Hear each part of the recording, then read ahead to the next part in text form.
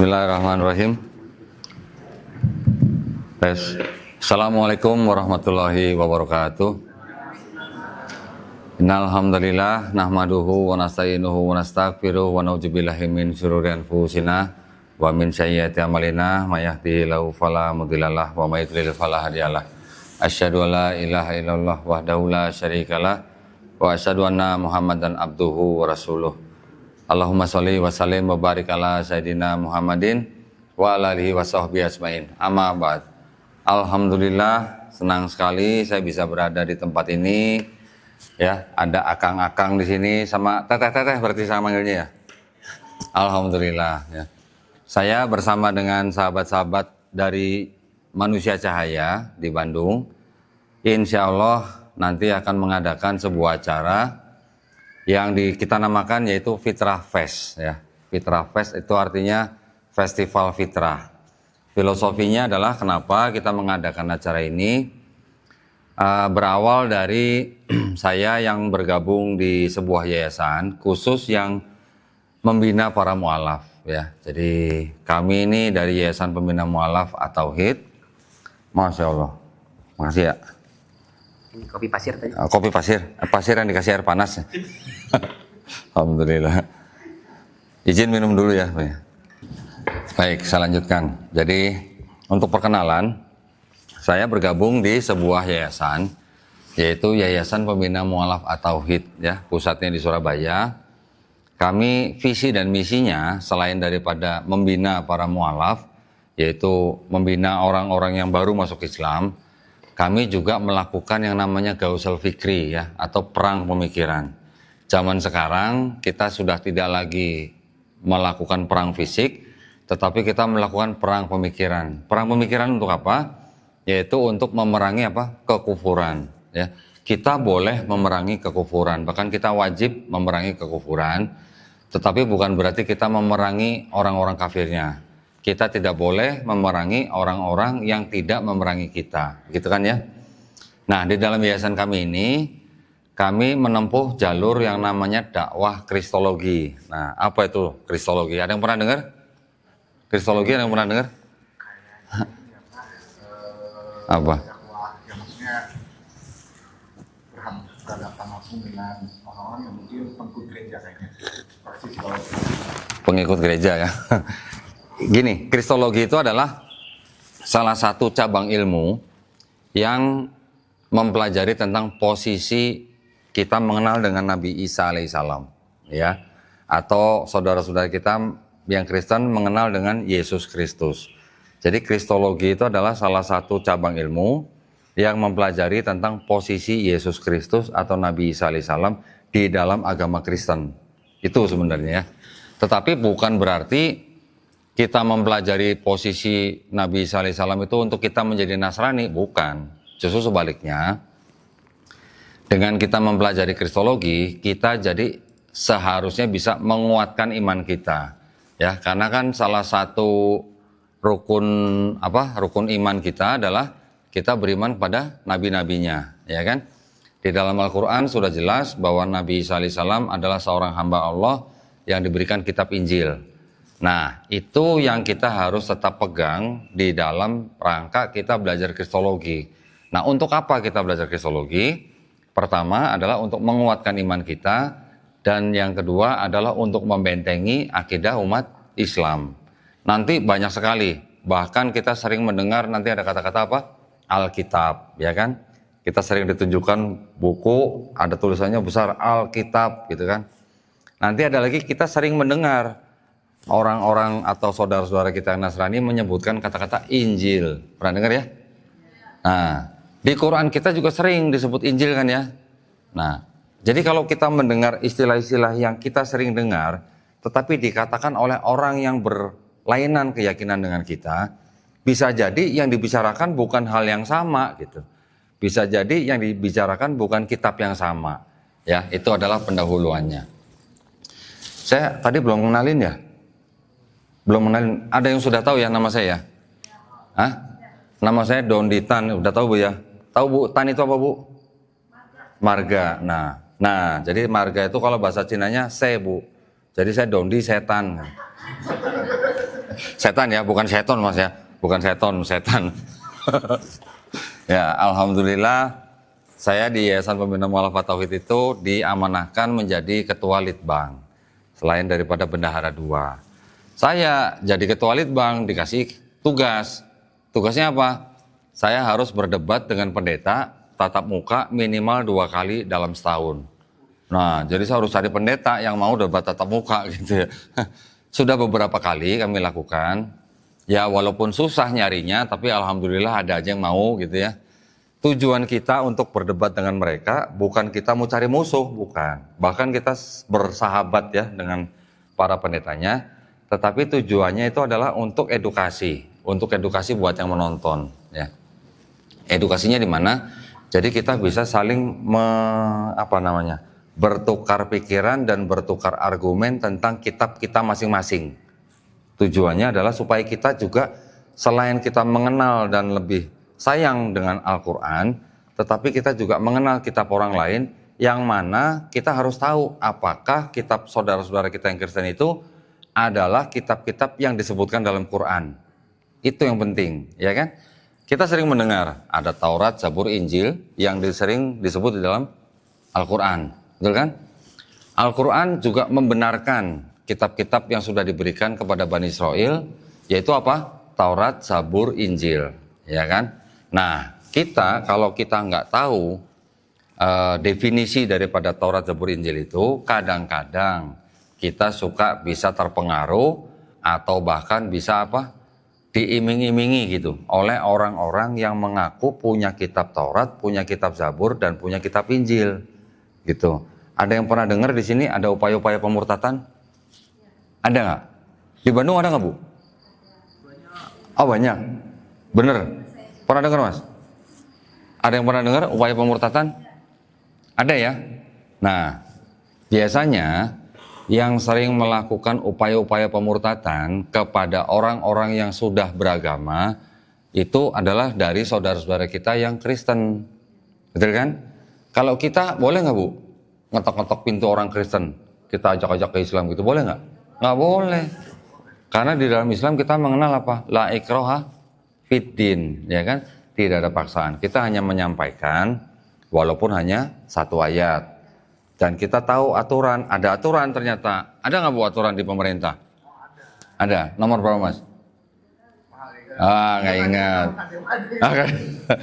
Nah gini, jadi pertama sekali kita harus mengenal bahwa di negara Republik Indonesia itu ada yang namanya kan Undang-Undang Dasar 1945. Kita tahu kan, pasal 29 ayat 2 mengatakan bahwa setiap warga negara berhak atau diberi hak yang penuh untuk memilih dan menjalankan agama dan kepercayaannya masing-masing. Betul kan? Berarti setiap orang yang sudah punya kedudukan di mata hukum, kita mau beragama apa aja di Indonesia nggak ada yang boleh ngelarang. Betul? Tetapi ada yang namanya keputusan bersama 2 menteri. Menteri Agama dan Menteri Dalam Negeri, nomor 1 tahun 79, ya, nomor 1 tahun 79, ini kita harus ingat nih. Ada di dalam bab 3 pasal 4, disebutkan bahwa dilarang mensiarkan agama kepada orang atau kelompok orang yang sudah beragama. Itu dilarang, ya. Di dalam agama kita juga tadi ada perintah bahwa kita hanya menyampaikan hanya 1 ayat, tetapi kita tidak ada paksaan dalam agama Islam. Nah, keputusan bersama 2 menteri itu dulu sebelum diresmikan itu juga banyak mendapat pertentangan atau banyak mendapatkan protes gitu, ya, dari saudara-saudara kita yang Kristen. Karena apa? Karena mereka memang punya panggilan katanya ya, atau disebutkan perintah atau amanat agung namanya. Bahwa di dalam agama mereka itu diwajibkan untuk membawa orang lain di luar agama mereka masuk ke dalam agama mereka. Itu perintah dalam kitab mereka. Perintahnya gimana? Di Matius 28:19. Karena itu pergilah, jadikanlah semua bangsa muridku. Baptislah mereka dalam nama Bapa dan Putra dan Roh Kudus. Ada yang udah pernah dengar? Belum ya? Udah pernah dengar? Oh gitu, oke, ingat ya Matius 28:19. Tapi ternyata ayat itu buatan manusia. bukan sifatnya seperti Al-Quran murni firman Allah.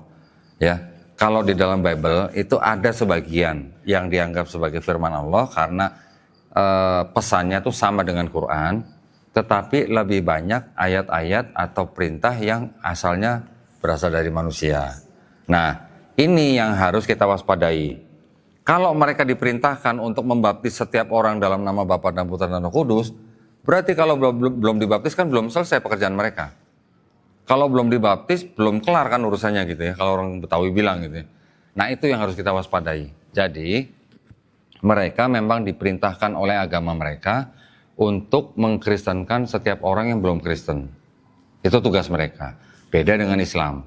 Islam kita hanya menyampaikan, mengajak boleh, tapi juga kita harus ikut aturan. Kalau mendakwahi orang-orang yang belum beragama, misalnya di daerah-daerah terpencil, boleh nggak? Boleh. Dai-dai kita juga begitu, ya. Banyak dari yayasan-yayasan kita atau lembaga-lembaga kita mengirim dai-dai ke daerah-daerah yang terpencil, mendakwai orang-orang yang belum beragama, itu boleh. Tapi kalau orang-orang yang sudah beragama, kita nggak ketok-ketok pintu. Nah, kalau sebelah, mereka nggak lihat-lihat mau orang itu udah beragama atau belum, diketok-ketok pintu, dikasih brosur, dikasih pamflet, dikasih makanan, sembako, dan sebagainya.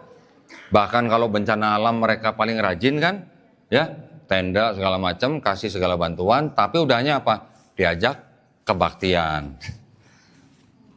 Kebaktiannya kalau cuma nyanyi-nyanyi biasa nggak apa-apa, tapi dalam nyanyian mereka itu syair lagi, lirik-liriknya itu biasanya mengarah kepada akidah mereka. Itu yang kita harus hati-hati ya, terutama untuk kepada anak-anak kita. Anak-anak kita nanti nih, yang seusia yang masih sekolah SMA, SMP, itu banyak menjadi sasaran bagi kalangan mereka untuk dikristenkan. Banyak sekali ya. Saya hampir tiap hari terima tamu, baik dari kalangan Kristen ataupun dari kalangan Islam. Kalau yang dari kalangan Islam, banyak membawa anaknya yang mau murtad, bahkan yang sudah murtad. Sering sekali saya, benar. Macam-macam. Murtadnya macam-macam. Ada yang ke ateis, ada yang ke Kristen, ada yang ke agnostik gitu. Kalau yang kalangan Kristen yang datang ke saya, mereka memang mau belajar kitab mereka sendiri, melihat koleksi kitab saya, terus mereka berdiskusi dengan saya 2 jam, 3 jam, bahkan ada yang sampai 7 jam. Ada yang syahadat, ada yang tidak. Tidak apa-apa, saya melayani aja mereka. Mereka bersyahadat, alhamdulillah kita bina. Nggak syahadat silakan mikir sebenarnya. Nanti ada yang seminggu datang lagi baru syahadat. Ada yang sehari pulang, besoknya datang lagi syahadat, ada juga. Ada yang sebulan baru datang, ada syahadat. Ada yang 2 bulan, monggo aja, bebas ya. Kita tidak pernah ada paksaan untuk agama Islam. Tapi intinya adalah, kita di dalam Yayasan Pembina Mu'allafat Tauhid ini, kita memang mengajak, hanya mengajak kepada siapa? Kepada sesama umat Islam untuk selalu ingat ya bahwa fitrah manusia itu adalah Muslim. Paham ya maksud saya? Ada yang paham nggak? Ada yang pernah dengar nggak hadis? Setiap bayi yang lahir itu adalah fitrah. Betul ya? Fitrah artinya apa? Konteksnya sebenarnya kurang tepat kalau suci. Kalau suci bilangnya tuh sebelum Idul Fitri atau setelah Idul Fitri itu berarti. Biasanya begitu ya. Yang sudah waktunya makan ketupat, nah itu bilangnya suci. Kembali ke suci gitu kata. Padahal Idul Fitri adalah hari raya makan-makan gitu. Malah nggak boleh puasa, harus makan. Tapi fitrah ya di dalam hadis itu konteksnya artinya sebenarnya Muslim. Muslim artinya apa? Muslim kan orangnya. Ya kan, kalau Islam ajarannya, Muslim kan orangnya. Muslim itu apa? Muslim adalah orang yang berislam. Orang yang berislam, Bu. Ya. Islam artinya apa? Islam itu dari kata aslama artinya berserah diri. Berserah diri kepada siapa? Kepada bos, kepada cukong, kepada debt collector, kepada bank atau kepada istri atau kepada suami. Kepada pencipta kita, ya. Pencipta kita siapa? Allah SWT. Jadi kita kadang-kadang memang harus refleks. Kita ini sering ya rutin ya sholat tiap hari ya 5 kali dalam sehari. Setiap kali sholat kita pasti baca Al-Fatihah. Setiap kali baca Al-Fatihah kita pasti baca ihdinas sirotol mustaqim. Kita juga selalu membaca apa? Iyyaka na'budu wa iyyaka nasta'in. Tapi apakah kita selalu mengamalkan nih iyyaka na'budu wa iyyaka nasta'innya? Kalau udah keluar dari masjid, iyyaka na'budu wa iyyaka nasta'innya kemana? Ke dukun, ke bos, ke bank, atau kemana? Minta tolongnya gitu maksud saya. Ya, hati-hati. Kadang-kadang kita iya karena budu wa iya karena nasta'innya hanya di masjid nih. Keluar masjid, iya karena budu wa iya karena nasta'in udah lupa. Kita minta tolongnya ke saudara, kita minta tolong kemana, itu yang kadang-kadang membuat kita lupa akan fitrah kita. Ya, fitrah kita sebagai muslim harusnya hanya minta tolong kepada Allah Subhanahu wa taala. Nah, nanti Allah Subhanahu wa taala kan kita suka mikirnya gini nih. Kalau kita minta tolong ke Allah Subhanahu wa taala, nanti Allah Subhanahu wa taala mau bantu kita caranya bagaimana? Itu kan yang sering kita pikirin ya. Nah, itu yang kadang-kadang menghalangi kita untuk selalu minta tolong atau berserah diri kepada Allah Subhanahu wa taala. Kita tidak akan pernah tahu nanti Allah Subhanahu wa taala membantu kita lewat apa dan lewat siapa dan di mana dan kapan. Itu kita tidak pernah tahu, yang tahu hanya Allah Subhanahu wa taala kan. Cuman kadang-kadang karena kita nggak sabar, akhirnya kita dobrak sono, nabrak sini, nabrak sono, minta tolong kepada manusia, sehingga kita mengandalkan siapa? Mengandalkan manusianya, bukan mengandalkan Allahnya. Betul? Sering nggak begitu? Ngaku dia, ngaku dosa gitu. Nah, itu yang ingin saya ajak kepada saudara-saudara kita semua di sini ya, bahwa kita harus selalu ingat fitrah kita adalah muslim. Kalau kita sudah sadar fitrah kita adalah muslim, otomatis setiap hari, setiap saat kita selalu sadar bahwa kita ini adalah orang yang hanya harus berserah diri kepada Allah Subhanahu wa taala. Kita hanya orang yang boleh berharap hanya kepada Allah Subhanahu wa taala.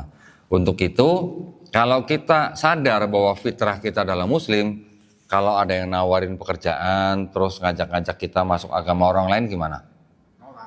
Skip. Yakin? Yakin? Kita di sini bisa bilang yakin, tapi kadang-kadang kita melihat saudara-saudara kita nih yang di pedalaman nih ya, bahkan yang di daerah yang kekurangan, itu sudah dikasih sembako, nanti dikasih bantuan, dibuatin air bersih gratis, dikasih pendidikan gratis, dikasih pinjaman tanpa bunga atau lunak gitu ya. Terus kemudian dikasih pekerjaan. Ketika giliran kita diajak ke gereja oleh mereka, susah nggak nolaknya? Kalau di pedalaman ya balik lagi ke pribadi masing-masing orang. Ya. Kalau itu berilmu mah. Ya, kalau berilmu ya. Ya, makanya itu. Apakah berapa banyak orang berilmu kalau di daerah terpencil? Nah, itu ya. Berarti tugas kita yang harus membantu saudara kita yang kurang ilmu. Ya. Jadi tugas kita yang harus memberikan mereka pendidikan supaya mereka sadar. Kita kalau muslim, kita kalau sadar kita muslim, kita kalau sadar kita hanya boleh berserah diri kepada Allah Subhanahu wa taala, kita tidak boleh mudah terpengaruh oleh ajakan orang lain untuk pindah ke agama lain. Karena apa? Mungkin buat saudara kita yang belum belajar agama orang lain, memang kadang-kadang mereka coba-coba gitu ya. Nggak enak, sudah dibantu gitu. Tapi kalau kita sudah tahu persis, kita belajar dengan lebih dalam sedikit tentang Islam kita, insya Allah tidak mudah dimurtadkan. Insya Allah ya, mudah-mudahan ya, karena memang banyak saudara-saudara kita yang masih awam, hanya urusan perut. Sampai hanya di urusan perut iman mereka gitu. Ketika perut sudah menuntut, anak-anak sudah kelaparan, giliran ada tawaran dari pihak lain yang mau memberi bantuan tapi dengan syarat tertentu, kadang-kadang kita bisa menggadaikan iman kita. Itu yang berbahaya ya. Jadi harusnya memang tanggung jawab kita semua, jangan sampai ada orang miskin di Indonesia. Apapun agamanya, itu memang urusan pemerintah ya. Tetapi kita juga harus bisa membantu. Dengan cara bagaimana? Dengan cara membersamai umat-umat Islam yang kekurangan mungkin ya, yang juga mungkin butuh pengajaran, butuh pendidikan, untuk dijaga, untuk dilindungi dengan akidah Islam. Kita mungkin tidak mungkin semuanya bisa ke pedalaman kan. Nah, kita menyalurkan atau kita ikut berdakwah dengan tenaga kita, pikiran kita mungkin melalui yayasan-yayasan yang ada yang memang pergi ke daerah-daerah. Banyak, bisa dicari nanti yayasan apa ya. Yang saya tahu itu di Jakarta ada, kita mengenal Dewan Dakwah. Dewan Dakwah juga melakukan hal tersebut ya. Mereka juga masuk mengirimkan dai-dai ke daerah-daerah. Saya juga mengajar di Sekolah Tinggi Ilmu Dakwah Muhammad Nasir, di bawah Dewan Dakwah juga. Mahasiswa-mahasiswa saya di semester tertentu, mereka tuh sengaja dikirim ke daerah-daerah terpencil. Untuk ngapain? Mendampingi ya orang-orang desa yang berdekatan atau rawan dimurtadkan oleh kalangan mereka. Itu kita lakukan juga. Nah, jadi yuk kita pertama sadar diri bahwa kita ini adalah fitrah, kita adalah harusnya muslim. Yang kedua, kita juga harus ikut membentengi akidah sesama umat Islam kita, ya. Dan juga menjaga kerukunan umat beragama. Kita tetap dituntut untuk menjaga kerukunan umat beragama, tapi dengan cara-cara yang sesuai dengan koridor hukum, ya. Jangan sampai kita melanggar seperti mereka. Saya kasih contoh nih sekarang begini. Misalnya, rumah bapak ibu nih di rumah diketok-ketok orang misalnya, ya, misionaris misalnya, bawa brosur, bawa pamflet, bawa Bible misalnya. Mereka memang caranya pintar untuk bisa mengajak kita berkomunikasi sampai akhirnya kita melayani mereka. Orang Indonesia itu kan sudah, terutama yang Muslim, itu kan kita memang dari kecil diajarkan untuk memuliakan tamu, betul ya? Jadi ketika ada tamu gimana? Kita kan nggak bisa langsung usir biasanya kan, langsung diterima dulu. Tapi ketika mereka sudah menyatakan sikap mereka, mengajak ke agama mereka, kalau ada orang yang pendidikan tinggi, mengusir dengan cara ilmu atau cara yang beradab. Tapi kalau di daerah-daerah misalnya, ada orang yang nggak mau tahu gitu, ngusirnya pakai gagang sapu gitu misalnya. Ya, terus lagi ngusir pakai gagang sapu, ada yang foto. Kira-kira yang salah yang pegang gagang sapu apa yang pegang brosur? Yang pegang gagang sapu. Nah, itu yang kita nggak boleh. Kalau kita pegang gagang sapu, udah jelas kita yang salah kan. Tapi kalau kita bisa ngusir mereka dengan ilmu, itu kan lebih bagus. Ya. Nah, itulah yang kami lakukan di Yayasan Pembina Mu'allafat Tauhid. Sehingga sekarang belakangan ini kami merasa perlu untuk bisa lebih mengenalkan dakwah kristologi ini ke masyarakat luas, dengan salah satunya adalah mengadakan acara Fitrah Fest. Ya. Mudah-mudahan nanti akang-akang di sini atau teteh-teteh di belakang bisa berpartisipasi dalam acara ini ya. Nanti bisa diatur oleh Yayasan Manusia Cahaya. Caranya bagaimana? Kita intinya ikut acara ini adalah kita ikut berpartisipasi untuk mengajak orang yang sudah muslim untuk tetap ingat bahwa fitrahnya adalah muslim, dan juga kita melayani orang-orang yang mau kembali kepada fitrah atau kembali kepada Islam. Itu yang paling penting ya. Kita tidak pernah membayangkan pahala apa nanti yang akan kita terima ketika kita bisa membawa satu manusia kembali ke fitrahnya. Betul ya? Insya Allah ya. Nah, tadi saya lanjutkan sedikit bahwa dakwah kristologi itu adalah, buat kami, itu adalah dakwah yang kita anggap sebagai dakwah tauhid. Ya. Kalau tadi kita dakwah yang mengajak orang kembali ke fitrah, dengan cara apa? Dengan cara mengajak mereka untuk kembali bertauhid, gitu ya. Karena setiap manusia yang lahir kan tadi fitrahnya muslim. Sebenarnya kan dia udah tauhid. Tapi ketika dia besar, dia dikafirkan kan sama orang tuanya. Seperti saya dulu nih. Saya dulu kecil dibawa ke gereja oleh orang tua saya. Jadi apa? Saya berarti kan dikafirkan gitu oleh orang tua saya. Tapi ketika orang itu nanti mendengar tentang Islam, ya, dia bisa menerima Islam, bahkan sampai dia nanti masuk Islam, sebenarnya orang itu tidak pindah agama, tapi orang itu sebenarnya kembali ke fitrah, gitu ya. Maka itu kami menganggap dakwah kristologi itu adalah dakwah tauhid. Kenapa? Karena di dalam dakwah kristologi itu kami selalu memuat atau bermuatan akidah Islam dari cara pandang atau perspektif Islam, dengan cara membedah kitab mereka, tapi kita cari yang mana yang ada tauhidnya, yang mana yang bukan. Itu yang kita tunjukkan kepada orang-orang mereka yang beriman kepada kitab itu gitu. Ya. Kita bisa tunjukkan, oh ini tauhid, ini bukan. Ini tauhid, ini pagan, ini tauhid, ini Helenisme gitu. Kita harus bisa tunjukkan. Kalau kita bisa tunjukkan, ya sudah, tinggal terserah mereka mau mikir atau enggak gitu.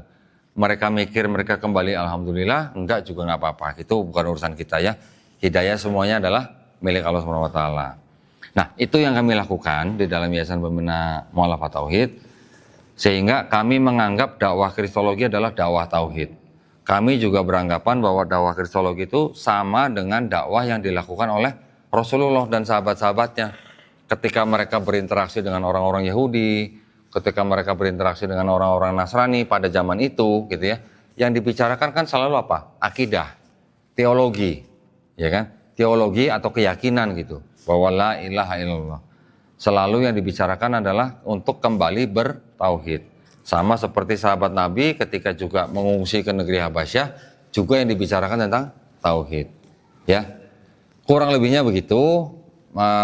Mudah-mudahan nanti Bapak Ibu nanti di sini bisa ikut berpartisipasi di dalam sebuah acara yang insya Allah bermanfaat buat kita sendiri minimal.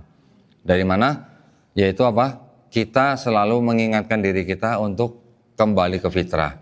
Atau untuk umat Islam yang sudah dari lahir, untuk ingat selalu untuk tetap fitrah. Itu yang kita harapkan ya. Jangan sampai kita mudah tergoda dengan akidah lain yang mungkin kelihatannya ringan, mungkin kelihatannya menarik, tapi sebenarnya menuju jalan ke neraka ya. Nauzubillah min dzalik. Nah, kira-kira mungkin di sini ada yang mau tanya jawab mungkin. Silahkan kalau berurusan dengan kristologi, mungkin yang berurusan dengan agama Kristen, nanti mudah-mudahan, nah yang nanya nanti ya dapat hadiah nih. Wah, saya bawa sponsor. Wah, begitu dapat hadiah nunjuk nambah langsung. Alhamdulillah. Nanti ya sabar ya urutannya. Hadiahnya berupa apa? Hadiahnya ini adalah beasiswa. Nah, beasiswa kuliah ya, S1 ya. Saya bawa sponsor nih dari Jakarta nih. Namanya Master Alma nih ya. Dari Universitas MBC kan bahasa Indonesia ya. Kalau bahasa Inggrisnya MBC. Nah, MBC bahasa Indonesia. Ya, Universitas MBC kalau bahasa Indonesianya, atau MBC University, yang menyediakan beasiswa untuk Bapak Ibu ya, bisa diberikan kepada anak saudara atau mungkin teman, tetangga yang mau kuliah tapi belum ada biaya, boleh nanti diajukan. Silakan yang mau bertanya, yang tadi duluan, teteh yang di belakang, silakan. Ada mic, nggak kedengaran suaranya?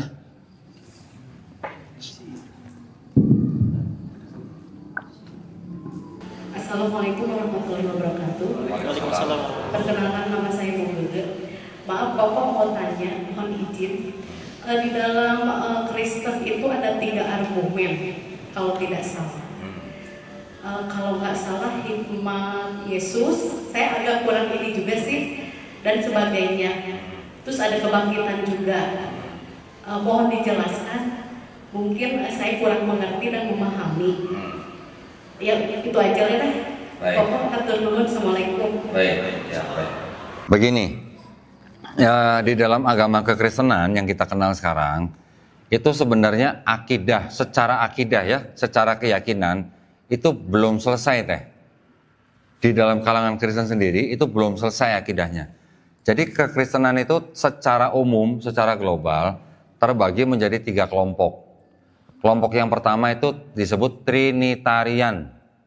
Trinitarian ini yang mengenal Trinitas atau beriman kepada Trinitas. Ya, Trinitas itu yang disebut dengan ada Tuhan Bapa, Tuhan Anak, Tuhan Roh Kudus. Ya, mereka bilangnya bukan 3 Tuhan tapi 1 Tuhan, tapi bisa bermanifestasi dalam 3 pribadi. Gitu. Jadi Bapa atau Tuhan itu disebut Bapa, itu adalah Tuhan. Yesus itu adalah Tuhan. Roh Kudus adalah Tuhan, tapi bukan 3 Tuhan, tapi 1 Tuhan. Paham nggak teh? Nggak paham? Alhamdulillah. Lebih baik nggak paham. Kalau ngaku paham itu yang bahaya teh. Ya, nanti lanjut lagi akidahnya begini. Bapa itu maha kuasa, Yesus itu maha kuasa, Roh Kudus maha kuasa, tapi bukan 3 maha kuasa, tapi 1 maha kuasa. Siap-siap beli bodrek teh. Ya, jadi memang kalau mereka bilang begini, kalau nggak paham berarti belum dijamah Roh Kudus gitu. Ya, alasan mereka begitu argumennya. Jadi buat mereka Tuhan itu tetap esa buat mereka. Tapi di dalam akidah mereka, dalam kemahaesaan Tuhan itu mereka bisa bermanifestasi dalam 3 pribadi, gitu ya. Kalau bahasa Inggrisnya 3 persons, gitu. Oke, mereka bilang esa 3 pribadi. Tuhannya bukan 3, tapi 1. Tapi di dalam kitab mereka diceritakan Tuhannya nongol 3 berbarengan gitu. Ya, ketika Yesus diceritakan dibaptis di Sungai Yordan, ada Yesus di Sungai Yordan, ada suara di langit, inilah anakku yang kukasihi, ada Roh Kudus turun dalam bentuk 3 merpati, dalam bentuk burung merpati. Ya, jadi ada Yesus di sungai, ada Bapa di sorga, ada Roh Kudus dalam bentuk merpati. Kita tanya, itu 1 per 3 gitu. Ya, kan kita bisa membaca, ada Yesus sedang di sungai dibaptis, ada suara di langit, inilah anakku yang kukasihi, ada Roh Kudus dalam bentuk burung merpati. Kalau kita tanya, itu 1 per 3? 3 pribadi, tapi 1 Tuhan. Ya sudah Bu, yang waras ngalah Bu kita Bu. Yang waras ngalah kita. Ya, jadi biar bagaimanapun, itu adalah akidah orang yang kita tidak boleh ganggu. Ya, itu adalah hak mereka untuk mempercayai Tuhannya 1, tapi dalam 3 pribadi. Monggo silakan. Asal jangan mereka mengajak-ajak kita untuk masuk agama mereka. Kan gitu aja. Ya, itu kelompok pertama, namanya Trinitarian. Kelompok kedua namanya Unitarian. Nah, Unitarian ini kelompok Kristen yang mengaku Tuhan 1 atau Esa dan Yesus itu bukan Tuhan. Mereka tidak menyembah Yesus sebagai Tuhan. Ya, mereka menganggap Yesus hanyalah ciptaan. Artinya Yesus pernah tidak ada gitu bilangnya. Jadi Yesus itu adalah ciptaan, dia ciptaan yang paling mulia, dia bahkan lebih mulia dari malaikat, tapi dia bukan Tuhan. Itu namanya kelompok Unitarian. Yang terakhir ada kelompok Oneness namanya. Oneness ini mungkin sejarahnya cukup panjang. Mereka berasal dari kelompok yang disebut modalism. Modalism itu turun menjadi modalism monarkianism, modalism sabellianism, isem-isem semua lah pokoknya lah ya. Sampai yang akhirnya dikenal dengan kelompok Oneness yang akidahnya berbeda dengan yang Trinitarian, Bu. Yang Trinitarian bilang 1 Tuhan 3 pribadi, yang Oneness bilangnya 1 Tuhan 1 pribadi, tapi mereka bilangnya Bapa itu Yesus, Yesus itu Bapa gitu. Jadi mereka menolak Trinitas. Mereka tidak mengenal Trinitas, tapi bilang Bapa itu Yesus. Ya, jadi Yesus itu Bapa yang di bumi, Yesus itu Bapa itu adalah Yesus yang di sorga gitu. Pokoknya gitulah, bolak-balik. Ini tadi ada 3 kelompok ya Bu ya. 3 kelompok ini saling membedakan. Nah, kalau kita kenal kata bid'ah, ya di sini di Islam kita kenal kata bid'ah. Oh itu perbuatan bid'ah katanya. Kalau mereka bilang bidat, bukan bid'ah Bu. Bidat itu sesat gitu artinya. Ya, jadi mereka bilang, oh kelompok ini bukan Kristen, kelompok ini bukan Kristen karena mereka sesat. Masing-masing kelompok membidatkan. Ya, tadi ada 3 kelompok itu Bu ya. Nah, 3 kelompok ini sebenarnya ada kelompok lain tapi sudah punah yang menyembah Maria atau Ibu Yesus. 3 kelompok ini ditambah tadi kelompok yang sudah punah yang menyembah Maria sebagai Tuhan. Ini semuanya sudah dibantah Bu di dalam Quran. Di dalam Quran semuanya sudah dibantah. Saya bicara dengan kelompok yang menyembah Maria dulu ya Bu ya. Kelompok yang menyembah Maria ini namanya Koliridianisme. Yang tumbuh di abad keempat, kemudian malah disesatkan oleh gereja yang berkuasa pada saat itu, sehingga mereka sudah dianggap sudah bukan Kristen gitu lah. Tapi kelompok ini masih beredar terus, bahkan sampai Nabi Muhammad SAW masih ada gitu, masih hidup gitu. Cuman memang sekarang sudah punah. Gitu. Itu dibantah di dalam Quran surat Al-Maidah ayat 116, di mana nanti insya Allah akan ada dialog antara Allah Subhanahu wa taala dengan Nabi Isa alaihi salam, di mana Allah Subhanahu wa taala bertanya kepada Nabi Isa alaihi salam, "Apakah kamu pernah menjadikan dirimu dan ibumu sebagai sesembahan?" Ya kan? Coba kalau yang ini bisa dibaca, dicek. Quran surat Al-Maidah ayat 116. Di situ kan Nabi Isa alaihi salam menjawab bahwa tidak mungkin aku melakukan hal seperti itu. Allah Subhanahu wa taala Maha mengetahui. Ya. Itu kelompok Kristen yang sudah punah, sekarang sudah tidak ada. Tapi mungkin kita sekarang mengenal yang namanya kelompok feminisme. Ya, feminisme. Sekarang lagi marah kan Bu ya? Banyak dari kalangan mereka yang mencoba minta diakui gitulah kekuatan daripada feminisme ini. Ya. Jadi seolah-olah kelompok ini yang nggak butuh laki-laki gitu. Oh kami nggak butuh laki-laki gitu. Tapi giliran yang ngaspal jalan mereka nggak mau. Giliran bangun jembatan mereka nggak mau gitu. Ya, ini sedang marak di luar negeri ini, hati-hati. Nah, dipercaya ada yang menganggap bahwa kelompok ini masih bawa-bawa yang koleridianisme dulu gitu. Oke, sudah dibaca kan? Quran surat Al-Maidah 116. Betul ya? Itu membantah kelompok Kristen yang menyembah Maria sebagai Tuhan. Nah, terus kalau yang Unitarian tadi kan dia tidak menyembah Yesus, jadi kan tidak dibantah. Yang menganggap bahwa Bapa itu Yesus, Yesus itu Bapa, itu dibantah di Quran surat Al-Maidah juga ayat 72. Di mana dikatakan sungguh kafirlah orang yang mengatakan Allah itu adalah Isa putra Maryam. Ya, itu sudah dibantah. Yang kelompok Oneness. Yang kelompok Trinitarian yang paling banyak di seluruh dunia, ini juga sudah dibantah di ayat 73-nya. Sungguh kafirlah orang yang mengatakan Allah adalah salah satu dari 3. Nah, jadi sebenarnya semua akidahnya Kristen itu sudah dibantah oleh Quran. Gitu ya Bu ya. Itu adalah akidah-akidah yang dimiliki oleh Kristen. Nanti kalau yang di bawahnya lagi tuh banyak yang macam-macam, yang sesat. Nanti ada yang gereja setan, bahkan ada gereja yang melegalkan pernikahan sesama jenis. Ada juga. Nah, jadi jangan anggap bahwa kelompok LGBT itu kelompok yang kecil, yang lemah. Jangan. Mereka walaupun mungkin kecil, tapi duitnya banyak. Bahkan sampai bisa membuat negara, membuat undang-undang bisa melindungi mereka. Dengan alasan hak asasi manusia. Ya, ketika mereka bisa dilegalkan atau dilindungi oleh undang-undang negaranya, gereja pun nggak bisa ngelawan mereka. Jadi gereja terpaksa harus melayani pernikahan mereka. Sampai begitunya gitu. Jadi kita harus waspada, jangan sampai kita, tetangga kita, saudara kita, kerabat kita sampai masuk ke dalam kelompok-kelompok yang seperti itu, gitu ya. Mudah-mudahan menjawab pertanyaan Teh. Alhamdulillah. Silakan nanti Teteh bisa minta hadiahnya ke ini ya, Master Alma ya. Bisa buat Teteh sendiri, bisa buat anak boleh, suami boleh. Buat selingkuhan boleh nggak? Jangan, enggak ya. Haram.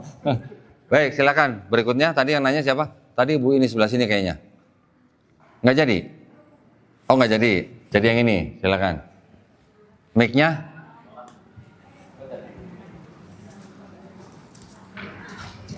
Bismillahirrahmanirrahim. Assalamualaikum warahmatullahi wabarakatuh. Waalaikumsalam warahmatullahi Ustadz izin bertanya, kan di setiap gereja itu ada patung-patungnya. Patungnya itu patung Yesus yang saya tahu. Tapi kenapa di setiap gereja itu patung-patungnya mukanya berbeda? Terima kasih. Assalamualaikum warahmatullahi wabarakatuh. Waalaikumsalam. Baik, tidak semua gereja ada patungnya, oke? Yang banyak patungnya itu gereja-gereja Katolik. Nah, kalau yang gereja-gereja Protestan tidak ada patungnya. Bahkan salibnya pun beda. Kalau salibnya orang Katolik ada patung Yesusnya, kalau salib Protestan tidak ada patung Yesusnya. Ini hanya pemahaman yang berbeda, tetapi sebenarnya akidah mereka sama. Ya. Kalau yang di Katolik, kenapa salibnya ada patung Yesusnya? Mereka menganggap itu adalah sebagai pengingat atau simbol bahwa Yesus sudah mati untuk dosa mereka. Tapi kalau yang Protestan menganggap bahwa kenapa di salib mereka tidak ada patungnya? Karena mereka menganggap bahwa Yesus sudah bangkit, sudah diangkat ke sorga untuk menebus dosa mereka gitu. Jadi kalau yang di Katolik mungkin dianggapnya patung mayatnya ketinggalan belum diangkat gitu lah. Kalau di Protestan sudah mereka mengingatnya Yesus sudah diangkat. Jadi imannya sama, tetap imannya sama bahwa mereka beriman bahwa Yesus yang lahir dari dari Roh Kudus ya, bukan dari hasil pernikahan manusia, kemudian dia yang sudah mati di atas kayu salib, bangkit di hari ketiga, menebus dosa manusia, itu imannya sama. Yang ada patung maupun yang tidak ada patung. Kemudian kalau di di Katolik, mereka juga memang suka biasa memajang patung Maria, ya. Tetapi bukan berarti mereka menyembah patungnya, bukan. Kita mengetahui, kita juga harus fair bahwa orang Kristen tidak menyembah patung. Mereka memajang patung hanya sebagai simbol untuk mengingat gitu jasa Bunda Maria, kemudian mereka juga berdoa kepada Maria untuk menjadi seolah-olah apa, kalau di kita istilahnya wasilah gitu lah. Ya. Nanti di Katolik juga ada bikin patung apa? Gua Maria gitu. Tapi bukan berarti mereka menganggap Maria Tuhan, bukan. Kalau yang di Protestan, mereka tidak membuat patung-patung karena mereka juga menggunakan ayat-ayat yang mereka pilih-pilih bahwa tidak boleh bikin patung gitu.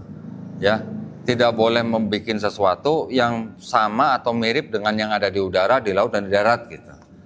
Kalau yang Katolik menganggapnya bukan itu yang kita sembah, itu hanya sebagai simbol saja. Gitu ya Mbak ya? Ya, alhamdulillah. Silakan yang lain. Ibu dulu kayaknya. Ya silakan Bu. Nanti ya, Akang sabar Akang ya. Nah, karena jumlah ibu-ibunya lebih banyak daripada yang Akang nih.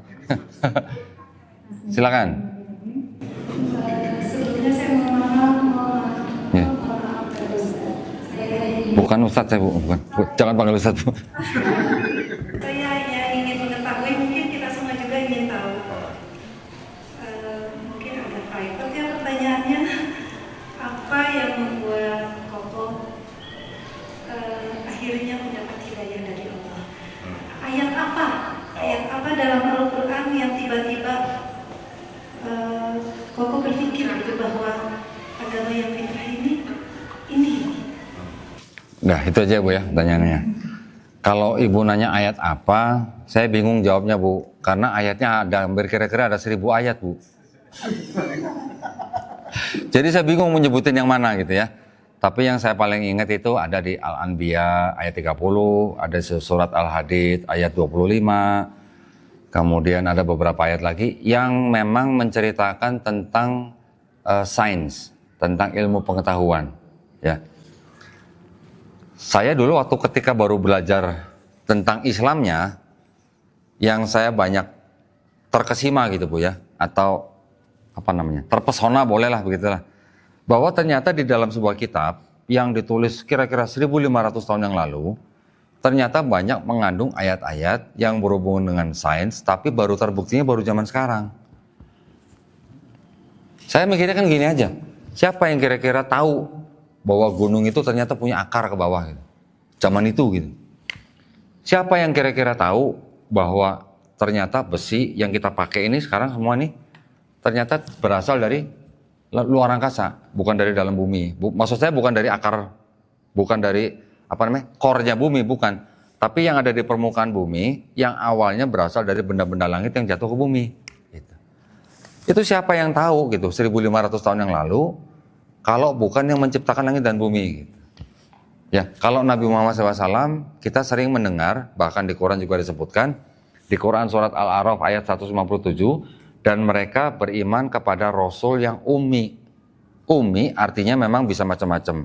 Artinya bisa ibu yang pertama, yang kedua artinya bisa tidak pandai baca tulis, ketiga artinya adalah orang atau sekelompok orang yang tidak pernah menerima kitab sebelumnya. Itu disebut ummi ya, 3 arti ini. Tapi dalam konteks ayat itu kan memang bisa masuk ke dalam 2 arti. Satu memang Nabi Muhammad SAW tidak pandai baca tulis. Yang kedua memang Nabi Muhammad SAW juga tidak pernah menerima kitab-kitab sebelumnya. Betul kan? Karena kan yang pernah menerima kitab-kitab sebelumnya kan Bani Israel. Tetapi disebutkan bahwa Nabi yang ummi, Rasul yang ummi, yang namanya tertulis di dalam Taurat dan Injil. Nah, ketika saya, bagaimana ceritanya, orang yang ummi, yang menurut saya tidak pandai baca tulis, bisa mengucapkan atau melafazkan ayat-ayat yang berhubungan dengan sains. Mungkin orang-orang yang mendengar pada saat itu juga nggak tahu nih maksudnya apa gitu ya. Kalau dibilang besi turun dari langit, terus turunnya, kan mereka melihat ke atas. Mana pernah mereka melihat besi turun dari langit gitu kan, nggak pernah. Tapi setelah zaman sekarang, orang sudah mempelajari, orang zaman sekarang sudah tahu bahwa bumi ini umurnya kurang lebih 14 miliar tahun, ya, bisa dihuni oleh manusia ketika usia berapa miliar tahun. Ternyata ketika baru terbentuk yang dari Big Bang, pernah dengar Big Bang Bu? Nah, ketika baru-baru terbentuk, belum dingin gitu, itu sudah banyak kejatuhan benda-benda langit yang mengandung besi gitu. Apakah kerak bumi tidak mengandung besi? Mengandung, banyak. Kerak bumi banyak mengandung kerak besi. Tetapi bukan itu yang bisa kita manfaatkan kan. Sampai sekarang kita belum bisa menembus kulit bumi sampai berapa kilometer gitu kan belum bisa. Paling banter baru 12 kilometer, Bu. Betul? Kita janjian nggak Mas? Enggak ya? Manusia baru bisa nembus ke kulit bumi paling dalam baru 12 kilometer.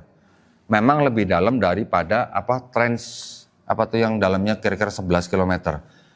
Menara Everest itu Gunung Everest paling tinggi 8,8 kilometer. Jadi manusia baru bisa menggali ke dalam bumi paling dalam bisa lebih dalam atau lebih tinggi daripada Gunung Everest 12 kilometer. Dan itu masih jauh daripada kerak buminya. Kita belum bisa ngambil besi dari dalam kerak bumi, belum bisa. Yang kita bisa ambil adalah yang di permukaan. Itu sudah dikatakan di dalam Quran bahwa kami menurunkan besi supaya bermanfaat buat manusia. Dari mana gitu Nabi Muhammad SAW bisa tahu kalau bumi itu turun dari atas gitu. Belum lagi nanti laut yang tidak bisa bersatu, di dalam laut ada api, di dalam laut ada sungai, nanti ada awan yang menggulung, itu yang beratnya berton-ton itu, di Quran juga disebutkan, belum nanti bintang mengetuk, belum lagi nanti embrio, belum lagi lebah, macam-macam. Ada 1000 ayat Bu, jadi saya bingung kalau menjawarin semuanya. Dari situ saya baru menganggap bahwa nggak mungkin Quran ini karangan seorang manusia. Itu aja.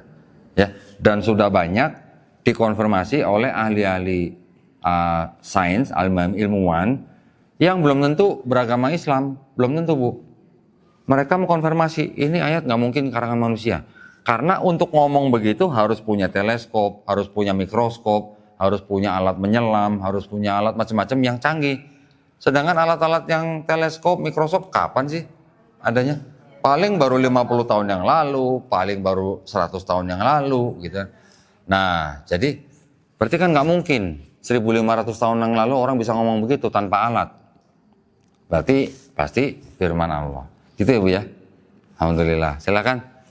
Akang ini? Nggak usah pakai mic kayaknya ya. Ya. Menurut tokoh nih gimana seumpama misalkan saya dapat yang disebut kenalan si Fulan ya. Kebetulan si Fulan itu orang tuanya beda agama ya satu Nasrani, ya maksudnya tapi ibu kandungnya itu Islam. Kebetulan pada saat ibu kandungnya Muslim itu pada saat meninggal diperlakukanlah sebagaimana hal layaknya Nasrani, tapi diingatkan sama teman saya yang lebih dekat itu. Kebetulan teman saya itu lebih dekat terhadap si Fulan itu. Nah itu gimana? Bahkan hanya karena diingatkan seperti itu, akhirnya ya si Fulan ini ikut masuk agama bapaknya itu Nasrani. Sampai hanya saat diingatkan seperti itu, teman saya sama si Fulan itu ya kelas bermusuhan sampai sekarang gitu. Itu aja sih. Mungkin tanggapannya seperti apa sih? Padahal hanya sekarang mengingatkan itu. Padahal emang orang itu Islam, tapi jangan sampai ya maksudnya pada saat wafat diperlakukan seperti ya Nasrani. Ya. Oh bisa? Muslim ya. Wafat diperlakukan seperti ya kan karena nikah beda agama. Oh nikah beda agama. Iya nikah beda agama karena ya. Ya gini kalau menurut saya, selama kita sudah menyampaikan atau mengingatkan dengan baik mengenai kebenaran, dan juga selama kita sudah mengingatkan dengan kesabaran, kita selalu ingatkan, di Quran juga sudah dikatakan bahwa watawasau bil haq, watawasau bis sober. Selama kita sudah mengingatkan untuk yang kebenaran, selama kita sudah mengingatkan dengan sabar, mereka memusuhi kita bukan urusan kita. Ya, yang penting kita sudah mengingatkan. Jangan sampai kita mengetahui kita nggak mengingatkan. Nanti yang kita diingatkan malah di akhirat nih. Kenapa you diem aja gitu kan? Iya, yang jelas sudah mengingatkan. Ya, masalah dia memusuhi kita ya sudah nggak apa-apa, biarin aja. Yang penting kita sudah mengingatkan. Maka itulah di dalam yayasan kami juga selalu menghimbau orang-orang yang baru masuk Islam untuk segera mengganti keterangan agama di KTP-nya. Ya, nggak peduli di umur berapa, segera ganti keterangan agama di KTP. Kenapa? Karena ketika terjadi sesuatu, misalnya dia meninggal, kita yang Muslim berhak untuk mengurus gitu. Ya, jangan sampai kita Muslim mau ngurus tapi KTP-nya masih Kristen. Itu saya pernah ngalamin. Saya pernah ngalamin sendiri. Kita umat Islam sudah berapa orang ngumpul di TPU, kita ingin mengurus atau merebut jenazah mualaf ya yang sudah masuk Islam, sudah meninggal, masih muda, dibawa dalam mobil ambulan, di dalam keadaan masuk dalam peti mati. Ketika kita mau usaha rebut, keluarganya bisa menunjukkan KTP-nya masih Kristen. Gimana? Kita nggak bisa apa-apa. Jadi kita umat Islam waktu itu hanya bisa menyaksikan keluarganya menguburkan dalam cara Kristen. Kita nggak bisa apa-apa. Loh, kalau kita mau rebut bisa nggak? Bisa, tapi nanti kan kita salah gitu, karena itu KTP-nya kan ada Kristen. KTP itu kan dokumen negara. Paling tinggi itu, KTP itu kan dokumen negara. Iya. Jadi Dukcapil aja, Dukcapil itu berani mengganti keterangan agama di KTP kalau ada sertifikat mualaf atau ada surat keterangan resmi bahwa dia pindah agama tertentu. Harus ada sertifikat. Harus, kalau nggak ada nggak bakal diterima sama Dukcapil kalau mau ganti keterangan agama, nggak bisa. Nah, makanya setiap kali orang bersyahadat tempat kita usahakan langsung dapat sertifikat dan kita minta untuk segera ganti keterangan agama di KTP. Yaitu untuk mencegah hal-hal seperti itu. Ya, nah, sudah cukup atau boleh ada lagi? Boleh satu nih, boleh satu dari sini deh. Di belakang masih ada nih. Ini banyak yang butuh beasiswa kayaknya nih. Silakan. Ini dulu tadi. Atau ini dulu? Ini mayoritas. Kita harus ikut mayoritas nih. Silakan. Assalamualaikum warahmatullahi wabarakatuh. Waalaikumsalam. Mau izin bertanya kok, Ya. kebetulan saya mau Alhamdulillah. Tahun berapa? baru 9 bulan. 9 bulan, Masya Allah. Sebentar lagi ngelahirin ya. Enggak ya, salah ya?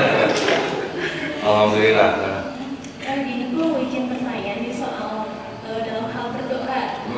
Kebetulan kan orang tua saya belum Islam, masih Katolik. Oke. Jadi maksudnya yang saya tahu doa dari orang tua itu kan mustajab ya. Jadi yang bikin saya bingung, maksudnya kalau misalkan ada permintaan apa kan kita meminta tolong bantuan dari doa ibu nih misalkan ya. Tapi saya pikir kayak ini nanti mama berdoanya kan kita berbeda gitu. Nah, iya. Gimana dalam menentukan sikap saya gitu. Ya, ini. Alhamdulillah. Kalau dikatakan doa orang tua mustajab itu kan doa kalau doanya kepada Tuhan yang benar. Ya, kalau doanya kepada bukan Tuhan yang benar masa mustajab juga? Enggak ya. Iya. Ya gini. Jadi kalau di dalam Islam kita kan memang tetap harus hormat kepada orang tua, terutama kepada ibu. Ya, jangan merubah sayang dan hormat kita kepada orang tua walaupun sekarang kita sudah beda keyakinan. Justru kalau bisa diusahakan bagaimana caranya setelah menjadi muslim harus bisa lebih sayang dan hormat kepada orang tuanya. Tunjukkan kepada orang tuanya dengan menjadi muslim lebih baik, lebih hormat, lebih sayang. Itu yang lebih keren supaya nanti bisa membawa hidayah kepada orang tuanya. Masalah doa jangan terlalu dipikirkan, ya. Orang mualaf kan dosanya udah 0 nih. Insya Allah harus terima ya, itu kenyataan. Itu adalah apa namanya kondisi yang diterima oleh seorang yang bukan Islam masuk dalam agama Islam. Semua dosanya dari akil balik sampai dia bersyahadat, insya Allah dihapuskan. Insya Allah ya, dengan catatan Islamnya baik. Tetapi kebaikan yang pernah dilakukan dari akil balik sampai dia masuk Islam nggak hilang. Jadi ya Allah tuh maha adil lah. Allah tuh maha adil. Buat saudara-saudara kita yang lahir dari keluarga muslim, mereka sudah belajar sholat dari kecil, mereka sudah menumpuk pahala dari kecil, ya itu adalah kesempatan baik yang mereka terima. Tetapi buat kita yang baru masuk Islam, kita dikasih modal sama Allah Subhanahu Wa Taala. Modalnya apa? Dosanya 0. Kembali ke 0 ya Pak, gitu kata Pertamina begitulah ya. Tetapi juga kita dikasih modal, kebaikan kita nggak hilang. Kebaikan kita tetap dicatat sebagai pahala kebaikan. Nah, jadi modal kita untuk mengejar menumpuk pahala dengan saudara kita yang muslim, Allah Maha tahu. Kita udah dikasih modal dengan dosa yang 0. Makanya dosa orang yang masih 0 otomatis itu yang mustajab harusnya. Ya kita sendiri aja yang berdoa. Kita serahkan semua keluh kesah kita kepada Allah Subhanahu wa taala, nggak usah mengandalkan manusia termasuk orang tua kita. Itu aja ya. Jangan takut. Allah Maha tahu. Ya. Ada lagi? Mungkin? Boleh. Ya siswanya satu dua kalau hanya 2 kali. Oh tetap satu Mbak, sorry Mbak. Silakan. Mau minta doa juga. Loh. Semoga bukan pertanyaan, minta doanya semoga terus tetap istiqomah. Amin. Amin. Karena istiqomah itu berat ya. Maksudnya dengan kan ini ada perjalanannya juga. Iya. Banyak pertanyaan sangat panjang. Iya. Masalah lalu saya juga. Iya. Istiqomah memang berat, kalau yang mau ringan istirahat. Gimana caranya biar selalu dekat sama Allah? Ya, gini. Pernah dengar kata takwa? Artinya tahu nggak? Takwa. Artinya apa? Tahu nggak? Artinya takwa, kita menjalankan perintah yang sudah diberikan. Kita menjauhi larangan yang ditetapkan gitu. Jadi kita nggak boleh melakukan larangan yang sudah dilarang gitu. Sesuatu yang sudah dilarang nggak boleh. Nah, kita membayangkan kita bertakwa tuh seperti ini. Seolah-olah kita jalan di sebuah jalan. Di jalan itu ada jalan yang bisa dilalui, tapi juga ada halangan-halangan. Contohnya misalnya kita bayangkan seperti perangkap gitulah, ya, atau duri, atau mungkin ada beling, atau mungkin ada lubang, atau mungkin ada, tahu jembatan apa? Jebakan binatang, tahu kan? Yang kalau kaki kita kepencet bisa jepit gitu loh. Kita orang bertakwa tuh seperti itu. Kita harus milih jalan supaya jangan sampai kaki kita luka. Jangan sampai kita jatuh ke lubang gitu. Itu orang bertakwa seperti itu. Dengan menjaga supaya kaki kita tidak terluka, itu artinya kita sedang menjalankan perintahnya. Ya. Kalau kita sampai melanggar, nah itu berarti kita kena jebakan itu. Seperti itu orang bertakwa, ya. Jadi kita memang harus hati-hati, harus sabar. Sabarnya apa? Sabarnya, oh ini perintahnya, cuman kita nggak tahu nih gunanya apa buat kita nih, ya. Contoh, kita dikasih perintah, tapi kita nggak tahu ini ada gunanya apa buat kita. Kita nggak tahu, ya sudah sabar aja, jalanin aja. Karena apa? Sekarang gini, mohon maaf, tetehnya sudah menikah belum? Hampir. Sudah punya anak belum? Hah? Oh, single parent, punya anak? Alhamdulillah. Anaknya umur berapa? 10 tahun. Teteh ini kalau mau ngasih perintah kepada anaknya, ngajarin anaknya ngasih perintah, itu perintahnya untuk kebaikan anak atau kebaikan ibu? Kebaikan? Begitu juga Allah. Allah kalau ngasih perintah ke kita buat kebaikan siapa? Nah itu. Kalau kita sudah tahu baiknya buat kita apa, kita menjalaninya dengan senang atau dengan bersungut-sungut? Nah itu. Pak, ada nggak Bu orang Islam yang waktunya sholat bersungut-sungut, ada nggak Bu? Yakin Bu? Kang? Pernah Kang dengar azan bukannya senang malah bersungut-sungut? Pernah? Aduh azan lagi katanya. Pernah nggak begitu? Hah? Jujur aja, jujur. Ada yang begitu, tapi artinya jangan sampai kita memahami bahwa perintah sholat itu malah berbahaya buat kita. Nggak ada. Nggak mungkin pencipta kita memberi perintah yang berbahaya buat kita. Nggak mungkin dong. Apa mungkin teteh, dek nih, nak duri nih, makan duri gitu. Apa ada begitu? Nih kalau makan ikan sama tulang-tulangnya ya gitu. Apa ada begitu? Nggak ada. Pasti memberikan perintah yang baik buat manusia. Begitu juga kita menerima perintah dari Allah Subhanahu wa taala, pasti perintah itu baik buat kita. Larangan itu pasti juga baik buat kita. Jadi kita tuh cuma tinggal ngikutin sebenarnya. Yang kita ikutin pasti baik buat kita. Yang kita jauhin juga pasti baik buat kita. Simple sebenarnya. Jadi Islam itu sebenarnya agama yang mengatur hidup kita, bagaimana caranya nanti kita selamat sampai akhirat. Jadi yang diperlukan apa? Cuman sabar. Cuman sabar. Satu lagi begini. Kan Mbak ini kan baru masuk Islam, ya kan? Artinya kan mungkin komunitasnya berubah, komunitasnya berganti nih. Yang tadinya komunitasnya mungkin teman-teman gereja, sekarang komunitasnya menjadi ibu-ibu majelis taklim misalnya gitu kan. Ini kan berubah nih. Teteh ini setiap kali ketemu dengan teman-teman yang baru nih, setiap pertemuan 2 orang atau lebih, itu tidak ada yang kebetulan teh. Tidak ada yang kebetulan. Teteh sekarang sedang digandeng nih tangannya nih sama sahabat sebelahnya nih ya. Ini bisa jadi pertemanan dengan teteh sebelahnya itu adalah caranya Allah untuk membawakan atau memberikan iman yang lebih tebal kepada teteh. Bisa jadi teteh ini membawa bahagia, membawakan apa ya namanya ya, dukungan moral gitu lah ya.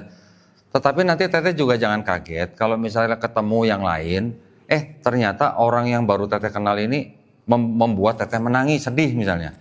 Atau misalnya bahkan nauzubillah min dzalik sampai menipu misalnya. Sampai tertipu sama orang Islam sendiri. Bisa terjadi nggak? Bisa. Dan itu jangan buru-buru menyalahkan Allah Subhanahu wa taala. Jangan suudzon gitu, jangan sampai suudzon gitu kepada Allah Subhanahu wa taala. Karena setiap kejadian yang kita lalui, yang kita alami, yang melalui orang lain, walaupun orang itu muslim sekalipun, itu semuanya adalah ujian. Kalau kita digituin, diuji dengan cara ditipu misalnya sama orang, kita masih bisa beriman nggak gitu. Lu segimana sih iman lu gitu? Kalau baru ditipu segitu aja udah cengeng misalnya, atau mungkin udah mau cari-cari iman yang lain gitu. Ya ini ibaratnya begitu. Jadi pertemuan dua orang atau lebih itu tidak ada yang kebetulan. Semua pasti sudah diizinkan Allah SWT. Entah orang itu membawa bahagia, entah orang itu membawa sedih, entah orang itu membawa tangis, entah orang itu menyalurkan rezeki buat kita, semuanya harus kita hadapi dengan apa? Dengan sabar. Dah cukup itu aja. Ya teh ya, mudah-mudahan menjawab pertanyaan ya. Alhamdulillah. Baik, kalau gitu cukup. Hostnya mana nih hostnya? Hostnya ngumpet. Hah? Oh iya belum ya tadi ya, sorry ya. Oke, terakhir. Silakan. Ya udah nanti hostnya saya sendiri dah kalau. Biar tutup sendiri. Silakan. Kayak ini suka isu kayak Palestina Gaza gitu. Setiap kali ada postingan yang menyuarakan Palestina, ya saya kadang agak gemes ya itu ya kayak postingan itu tentang Palestina Gaza kayak gitu ya, tentang kemanusiaan. Setiap kali ada berita tentang itu pasti ada komenan dari kalangan katakanlah saya lihat rata-rata Kristen ya, yang memojokkan para pendukungnya itu bom Palestina itu. Saya pengen tahu itu mewakili umat Kristen seluruh pandangan seperti itu atau hanya denominator tertentu. Jadi pengen tahu mereka itu siapa, pergerakannya seperti apa, dan antisipasi dari kita seperti apa ya. Baik. Tidak semua Kristen mendukung Israel, ya. Tidak semua Kristen mendukung Israel. Kalau kita melihat ada orang-orang Kristen yang mendukung kebijakan pemerintah Israel, biasanya mereka hanya terbawa karena masalah sentimen keagamaan. Ya, orang Kristen yang mendukung Israel itu biasanya orang Kristen yang merasa bahwa mereka adalah bagian dari Israel, merasa bagian dari Israel. Jadi ada juga mereka yang mengaku sebagai Israel secara rohani gitu. Ya, bukan mereka bangsa Israel, bukan, tapi mereka mengaku mempunyai ikatan rohani dengan Israel. Padahal kalau tanya kepada orang-orang Israel, apa benar begitu? Kalau mereka datang ke Israel malah diludahin sama orang Israel. Pernah lihat videonya orang Kristen diludahin di Israel, ya kan? Nah, alasannya kenapa orang Kristen kok membela Israel? Sebagian ya, tidak semua ya. Karena mereka merasa bahwa kitab mereka itu adalah kitab yang memang walaupun ditulis oleh bangsa Israel, tapi ditujukan untuk orang-orang Kristen itu gitu. Jadi orang-orang Kristen ini hanya sebagai pelaku, orang-orang Israel itu hanya pelaku, tapi orang Kristen ini sebagai penerus gitu. Paham nggak sampai sini? Paham ya? Jadi kitabnya mereka itu kan 2/3-nya malah kitab orang Israel sebenarnya. Ya, yang disebut dengan Perjanjian Lama di dalam kitab mereka itu sebenarnya punya orang Israel, punya orang Yahudi. Kitabnya orang Kristen yang disebut dengan Perjanjian Baru itu tebelnya paling 1/3-nya atau nggak sampai 1/3-nya, mungkin 1/4-nya gitu. Nah, Mereka mengadopsi kitabnya orang Kristen, kemudian ditafsirkan dengan kacamata teologi Kristen, sehingga mereka tetap bawa-bawa kitabnya orang Yahudi itu dalam kitab mereka. Jadi satu gitu kan, ada perjanjian lama, ada perjanjian baru. Karena ada perjanjian lama itulah mereka merasa punya ikatan rohani dengan bangsa Israel. Padahal bangsa Israel yang sekarang mendirikan negara Israel itu boleh dikatakan bukan bangsa Israel yang punya akidah yang sama dengan yang di dalam kitab mereka. Atau paling tidak, bukan orang-orang Israel yang darahnya masih murni gitu. Masih murni orang-orang Israel itu gitu. Karena apa? Masih ada tuh orang-orang Israel yang tidak tinggal di negara Israel, yang protes dengan kebijakan negara Israel. Masih ada. Bahkan ada salah satu yang menghubungi saya di Instagram. Malah mendukung dakwah saya. Dia juga menghujat pemerintah Israel. Kenapa? Karena mereka tahu bahwa yang mendirikan bangsa negara Israel sekarang itu boleh dikatakan orang-orang Israel yang darahnya tidak murni bangsa Israel. Mereka adalah orang-orang Israel yang mungkin sudah berasimilasi di negara-negara lain, kemudian mereka tidak mau lagi tinggal di negara orang lain karena mereka dipersekusi. Akhirnya mereka mempunyai atau memunculkan gagasan Zionisme, gerakan untuk kembali ke negara Palestina. Itu yang berhasil mereka lakukan dengan bantuan atau menggunakan tangan-tangan negara-negara lain. Contohnya menggunakan tangan Amerika, Inggris, Prancis, dan Liga Bangsa-Bangsa. Sampai akhirnya mereka sampai mendirikan negara Israel. Tetapi kalau menurut orang-orang yang katanya masih darahnya murni bangsa Israel, yang katanya masih mengikuti hukum Taurat, mereka bilang belum waktunya mendirikan negara Israel. Belum waktunya. Kenapa? Belum waktunya juga bait suci yang ketiga mau dibangun. Belum waktunya juga Mesias yang dijanjikan mau datang. Karena mereka sudah melihat tanda-tandanya. Memang belum waktunya. Contohnya apa? Mesias itu nanti akan datang kalau di dunia ini sudah nggak ada perang. Kalau di seluruh dunia ini sudah mengenal Hashem, Tuhan maksudnya. Itu tanda-tanda mereka gitu. Nanti kalau sudah waktunya, itu nanti akan ada firman Tuhan yang turun gitu. Nah, jadi cuman sayangnya yang protes ini kan sangat kecil jumlahnya. Kalau yang sekarang menjadi bangsa Israel di negara Israel kan memang sudah cukup besar gitu. Jadi kan yang kecil ini nggak mungkin melawan yang besar. Apalagi yang besar ini didukung oleh negara-negara yang superpower gitulah istilahnya. Kurang lebih begitu ya. Jadi apa yang bisa sekarang kita lakukan? Ya yang kita lakukan sekarang ya hanya paling bisa kita lakukan ya berdoa. Kita membantu mereka dalam hal material, dengan moral dan material. Tetapi apakah kita harus pergi ke sana? Nggak bisa. Kita kalau ke sana ada batasan-batasan kenegaraan yang kita nggak bisa dobrak gitu ya. Kita harus dengan cara-cara yang apa ya, paling tidak meringankan dulu lah beban saudara kita yang ada di Palestina. Mudah-mudahan menjawab ya, gitu ya. Baik, terima kasih banyak atas perhatiannya. Mudah-mudahan apa yang kita bicarakan pada sore hari ini minimal bermanfaat buat diri kita masing-masing, ya, dan juga mudah-mudahan juga bermanfaat buat yang lain. Ya, saya juga berdoa mudah-mudahan kita semuanya menjadi golongan orang-orang yang mengikuti apa yang sudah diturunkan Allah Subhanahu wa taala melalui rasulnya, dan juga mudah-mudahan kita menjadi golongan manusia yang menjadi yang menyaksikan keesaan Allah Subhanahu wa taala. Ya, kita juga berdoa sama-sama mudah-mudahan kita dijauhkan atau dihindarkan dari api neraka. Ya, subhanakallahumma wa bihamdika asyhadu an la ilaha illa anta astaghfiruka wa atubu ilaik. Akhir kata, wabillahi taufiq wal hidayah. Wassalamualaikum warahmatullahi wabarakatuh. Alhamdulillah. Ada titipan dari panitia. Kang MC izin, panitia bilang katanya makan-makannya setelah sholat maghrib katanya. Oh iya. Makan-makan. Terus buat yang tadi bertanya, selamat sudah dapat langsung beasiswa kuliah S1 sampai lulus kita tanggung. Masya Allah. Ya. Ya. Udah sampai lulus, dikasih modal usaha lagi. Ya. Oh ya. Ya, mohon izin saya- Bukan modal nikah ya berarti? Bukan Apa? menaikkan kok. Ya, saya memang berdiri. Disuruh berdiri kok. Oh berdiri? Karena saya Ya. murid ini nggak enak berdiri di samping. Ya berdiri lah. Di kajian ini kan saya murid. Oh semua. Ya, jadi Akang Teteh yang sudah mendapatkan beasiswa ini, jadi semuanya uang gedung, uang SPP, uang ujian itu semuanya ditanggung kok. Betul kata Pak Dodi tadi. alhamdulillah. Kami adalah satu-satunya kampus yang memberikan permodalan bisnis kepada seluruh mahasiswa kami. Dari 2016 sampai sekarang. Jadi ini udah angkatan ke-8. Tapi mohon jangan dicari kampus kami di Senayan atau di Kemendikbud. Nggak ada, karena kami akreditasinya internasional. Nah itu kalau kata Ko Dodi jangan sedih gitu Ya, jangan sedih. Memang nggak ada di Senayan, nggak ada di Kemendikbud, tapi kita ada di internasional. Kita ada di 8 negara. Termasuk kami bekerja sama dengan kampus yang Ko Dodi waktu S2 dulu di Malaysia. UIPM namanya. Ko Dodi kan S2-nya di Malaysia. Kerja sama juga dengan kami.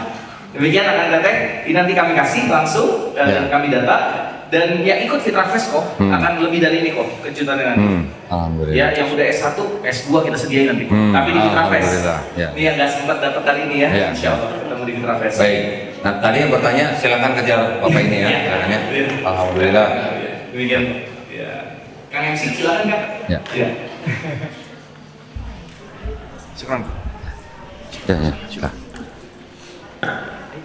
Baik, ya alhamdulillah terima kasih jazakallahu khair kepada Dodi atas pemaparan materi yang sangat luar biasa ya, mengingatkan kita untuk bisa terus menjaga iman kita, jangan sampai tergerus oleh yang namanya sembako, oleh yang namanya tetap dikasih amplop dan lain-lain. Pokoknya tugas kita sekarang research lagi, harus iman kita harus diperbarui lagi dan jangan sampai kita ikut-ikut juga ke sebelah-sebelah, tapi kalau bisa kita bisa mengajak yang di sebelah-sebelah itu untuk bisa masuk bersama kita. Dan insya Allah harapan yang ke depan mudah-mudahan kita bisa sama-sama bersaudara sampai surga.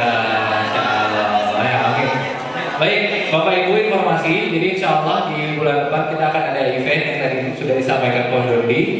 Namanya Fitrah Fest. Insya Allah ada di Bandung. Dan tanggalnya 13-14 September di nanti kalau bilang tahu insya Allah akan di-share di grup. Dan kami juga di sini membuka kesempatan untuk Bapak Ibu yang mau khidmat. Kita perlu kurang lebih 50-60 orang untuk handle kegiatan ini. Nanti mungkin akan ada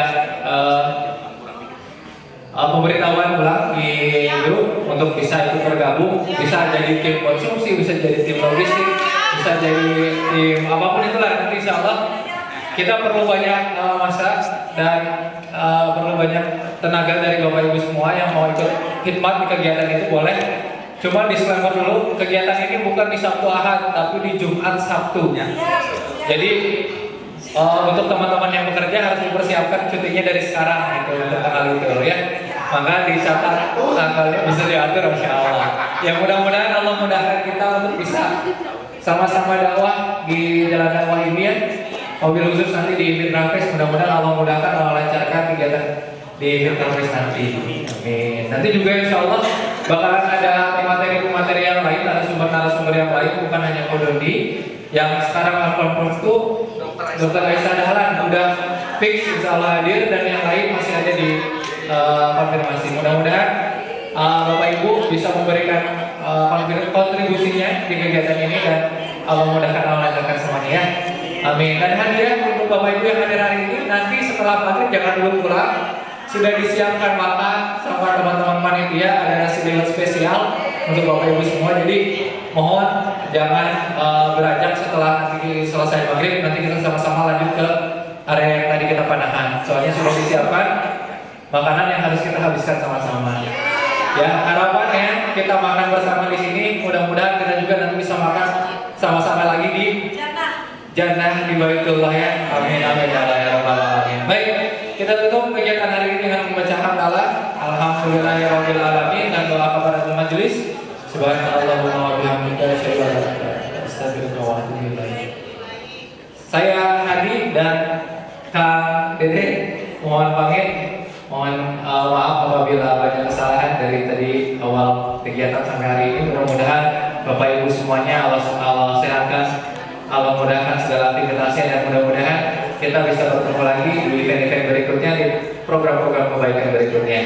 Wabillahi taufiq wal hidayah. Assalamualaikum warahmatullahi wabarakatuh.